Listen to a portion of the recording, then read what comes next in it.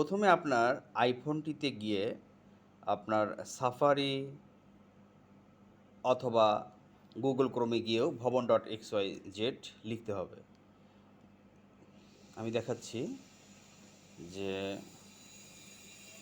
ভবন.xyz আমাদের এখানে ওয়েবসাইটটি চলে আসলো। তারপরে আপনি সাইন আপ তো আপনাকে প্রথমে করতেই হবে। সাইন আপ করার পরে লগ ইন করবেন ফার্স্ট টাইম। ধরুন আপনার ইউজার নেম হচ্ছে এইটা। তারপর আপনার এটা ভেরিফিকেশন কমপ্লিট হয়ে গেলে লগ ইন করুন। লগ ইন করুন বাটনটা চাপার পরে যখন আপনার ড্যাশবোর্ডে পৌঁছে যাবেন, তখন আপনি উপরের দিকে খেয়াল করতে হবে। এই যে একটা ক্লাউড এবং ডাউনলোডের মধ্যে অ্যারো আছে, এটাতে ক্লিক করবেন। তারপরে এখানে অ্যাড টু হোম স্ক্রিন, অর্থাৎ আমাকে এই যে শেয়ার বাটনটা আছে নিচে, এই যে শেয়ার বাটনটা, এখানে আমি ক্লিক করব। এটাতে আমি একটু স্ক্রোল আপ করব। স্ক্রোল আপ করার পরে অ্যাড টু হোম স্ক্রিন এই প্লাস সাইনটাতে ক্লিক করব।